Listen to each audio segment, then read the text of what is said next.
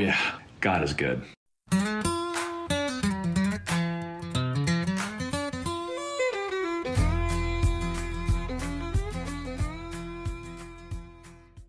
When did you guys kind of first start talking about like starting a family, you know, and kind of go into that story a little bit? You know, it's funny because we had that conversation, I think, like the first month of marriage, right? It's this whole like the openness conversation, right? Like, okay, if this happens, would you be open to it? And we even like we made bets. I think it was like if we were both wrong and we got pregnant, like I got a new speaker and Jenna got like a bike trainer. I forgot what it was. It was kind of like a joke. Now this kind of leads into maybe like the sobering side of it is that we actually didn't get pregnant, and we didn't get pregnant. Well, we still haven't gotten pregnant. Been 7 years married, and looking back on the first couple of years of marriage, there's a lot of joy, the honeymoon period, but we had probably our toughest years of marriage on year 1 and year 2. And in the moment, and we did counseling. We talked about the commitment of we're never going to get divorced, but that's one thing you say when you're engaged. It's another thing when you're married and you start having these arguments and that kind of like temptation starts bubbling up. But we went through that, and looking back, kind of in retrospect, a lot of it I think was due to how we were dealing with the wound and the loss of and like that you deal with infertility, because and Jenna will speak a little bit more to her side of it, but on my side as a husband, like you're reminded about that every month. And as a husband, in some ways, there's like not much I can do about it. And so I think that actually sort of might have been the root behind some of our arguments, feelings of inadequacy, frustration. We were chasing with other things. We got another dog. So we had 2 dogs. We moved houses. Like there's different things we were trying to do. And I think a lot of it was trying to kind of compensate with like, we're so open to having children and yet we can't. And our friends are getting, having children. We were dual income, no kids, right? We were just kind of living for ourselves, traveling. And there was a bit of emptiness and longing. And so, I think that was sort of, maybe Jen, you can speak more to that part. Yeah. So just with like the infertility side of things, I know like that's kind of more of a discovery phase, right? We're like kind of discovering more and more. If you don't mind, Jenna, it's like kind of going into that a little bit, like just your discovery phase and kind of you guys' journey as you guys are figuring out more and more with what's going on. Yeah. So basically, actually when we were engaged, or maybe even before, I always thought I had endometriosis, which is a medical diagnosis that definitely makes it harder to get pregnant. But I had been to doctors since I was 18 and just kept hitting a wall. Everyone said, no, you've just got painful periods. Come to me when you've had trouble conceiving after a year of marriage. So I think they give different advice now, but I'd been dealing with these symptoms for a long time. So I told Sunoh and had this really, blunt conversation, like we might struggle. And he was like, okay. And you prayed about it. And we said, he was aware and he said, okay, we'll just see where this goes. And so right away, we were very open trying. And a year in, I did get into a doctor that decided to do surgery on me for possible endometriosis. And it was true. It was true. I did have endometriosis. I think it's more like moderate grade. So I had my first surgery a year after marriage. And then we were kind of doing different things with hormone, supplements and just different things within our faith to kind of increase the chances of getting pregnant. Yeah. Different diets. I went to integrative medicine, just lots of different things that we tried. And then about 2 years in, kind of took a break a little bit. And that's when we bought another house that we worked really hard to remodel. And I think that was part of our healing, to be honest, was remodeling this house, because I realized that emptiness and kind of the struggle that we were having in our marriage, we yearned for a project. We yearned to be creative together and build something together.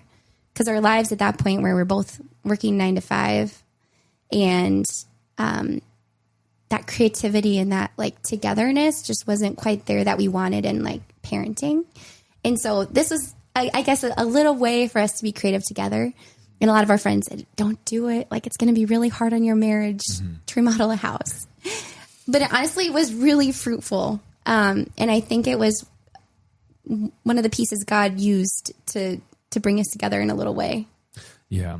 And I guess, like, if you don't mind me asking, just like going to some of those like moments of like figuring out like, you know, like this is going on. Like, I guess, what was your relationship with God in those moments? Because I can only imagine it being difficult. Like, God, why are you doing this to me? Like, why are you not allowing me to have, you know, children? Why are you not allowing me to be fruitful? Like, what in that moment of your life, those 2 years, like, what were you going through, and what was your relationship with God?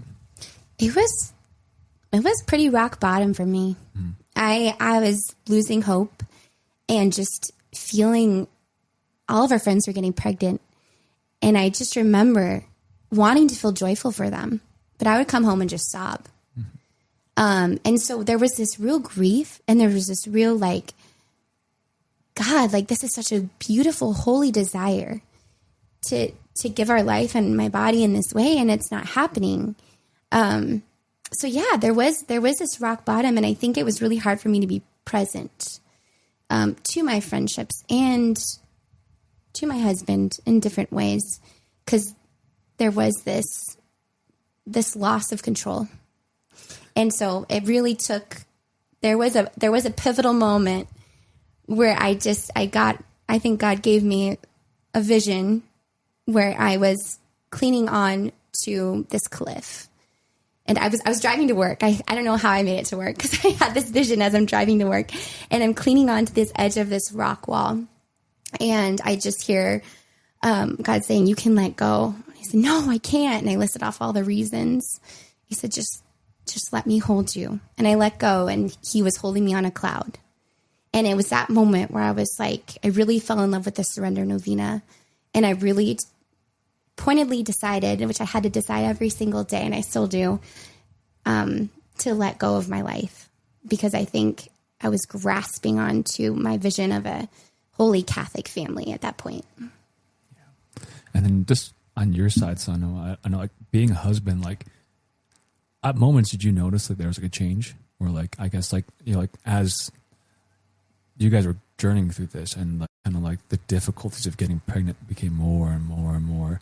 I don't know. Did you notice a change in Jenna? And then, like, in that sense too, like from your standpoint, like what did you feel as, you know, like probably frustration and stuff came in? Like, what was kind of your mentality, and what was your relationship like with God, and like maybe praying for your spouse, or kind of going through this with your spouse? Yeah, it's I still found my role to be a little bit more like secondary in all of it, and that's not to like diminish it for others if they feel like it's front and center, but like I was seeing maybe the secondary effects of like the arguments in our marriage, or the struggles, or how I needed to learn different ways of like comforting Jenna in that moment. Instead of trying to always fix, this is one I couldn't fix, right? And there's things that I could do, obviously, on the infertility side, and you know, we could keep praying, but yeah, it was an interesting time for me to figure out like how to support her, how to keep praying, how to what is it? It was very isolating for Jenna as well, and obviously I can't relate to it in that sense. As, you know, I don't think we had any friends at all that we knew of that were struggling with it. And it's one of those things where even if you do have friends that are, it's very private. You don't just share about it. You don't talk about it anyways. But this kind of leads into the other topic around adoption. But I do remember even our process of discerning adoption. There was a point where we had always talked about it, actually. Before Jenna mentioned that when we were dating, she talked about endometriosis and this possibility that might not be able to conceive as easily. And so, you know, I had already kind of gone in with that piece. But even when we started talking about adoption, there was still a period where we were talking about it, but we had taken that like step forward. Because in order to take that step forward, I think Jenna told me at that point that it felt like she was leaving behind this hope of getting pregnant. She's like, well, I feel like if we actually start going ahead with this application, then it's like we're just giving up on conceiving, because there's a lot of other things you can try and do to help with fertility. And I noticed a change when I think you finally came to this peace and prayer about, let's go forward. This is where God's calling us right now, and we're gonna trust Him on this. We might still get pregnant, but we're gonna move forward with it. And there was sort of a big change. And even then, that was 2 years into our marriage. There's still been a lot of growth and development since then too. Yeah.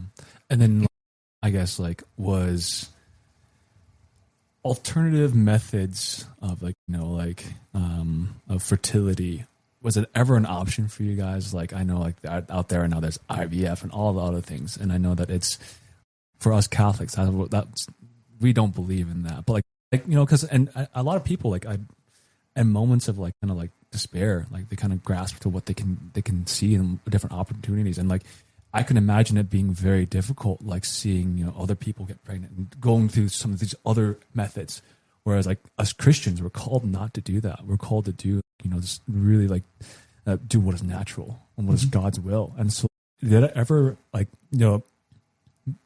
come across your mind for you guys, and was it ever something that you guys ever just was hey, you know what, maybe? I'll let Jenna go more into it, but I will say alternative methods is something that a lot of people have no problem suggesting. Yeah. It's this is another topic that we've noticed. It's no one ever suggested to us adoption, never even brought it up, but we heard from multiple people to look into things like IVF, or have you tried this? And even in the Catholic world, all the NAPRO, NFP, people have no issue bringing up those ideas because they're trying to help. They're trying to offer. Have you met with this doctor? Have you looked into this? Have you gone to this shrine? So I think we heard a lot of that throughout our time. But maybe Jen, you can go into a little bit about why IVF was really we never considered it, but people have asked us why not. Yeah, I think that it was kind of a blessing, even though lots of people suggested it. I guess it was never really, I never really contemplated it. I just felt very at peace saying, no, I believe that God's hand is in our family, and that we're going to trust Him in this, even if it was hard in some moments. Because we really, believe that marriage is supposed to be both fruitful and, or unitive and procreative.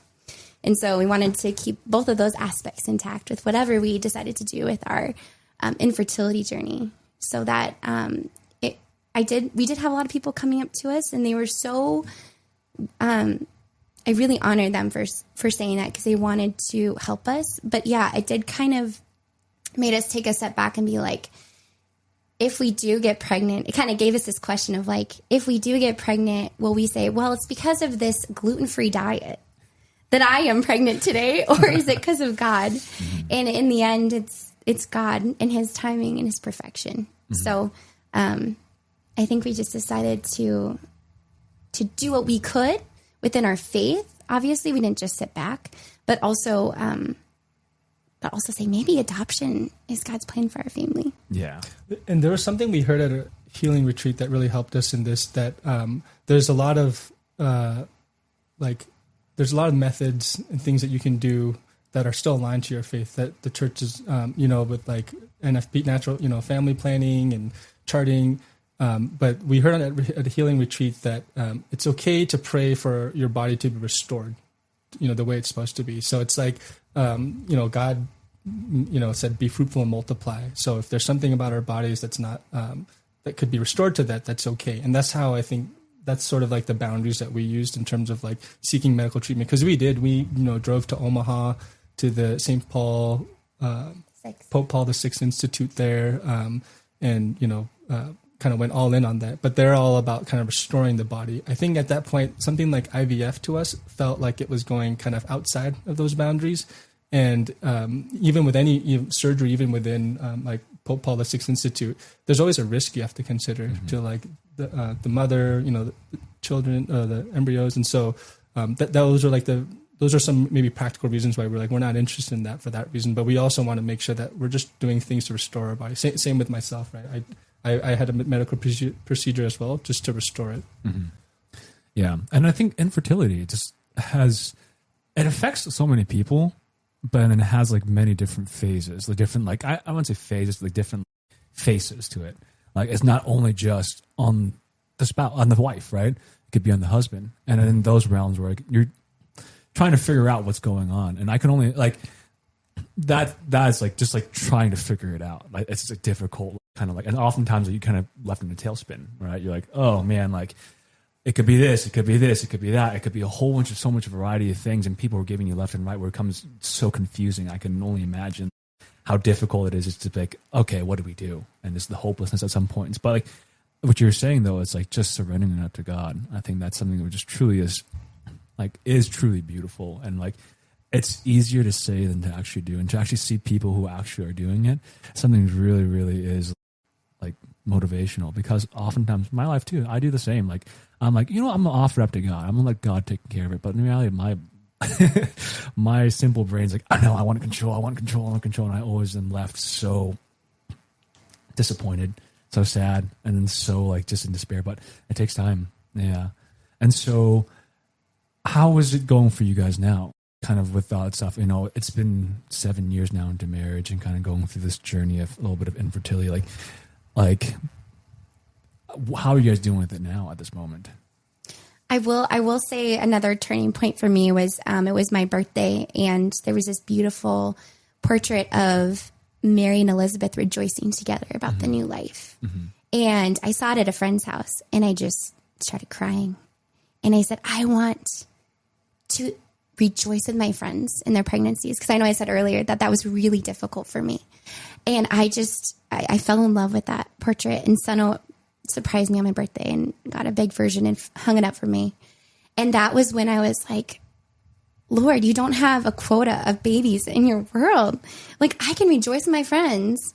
It doesn't take away the grief, but it also doesn't, like, I can be joyful for them. I can actually experience joy for them. And then the joy grows. So I think that was also a turning point that you had really called me to, being joyful for my friends. And that really changed. I think the joy and the surrender changed. I will be honest, I still struggle, and I think, I don't know if that pain will go away. I think, there's some months that are harder, and I've heard it said, and I just think it's so beautiful that the monthly blood and tears that you may experience in your cycle can be united to Jesus' blood and water on the cross, and that he's there with you. And that just really spoke to me. But yeah, I think it is. I think there's such a peace that we have now with our beautiful children that have come to us through adoption. But I don't know, all in God's timing. Mm-hmm. But I don't know. It is still kind of a wound that I offer up monthly for him and for our children. Yeah.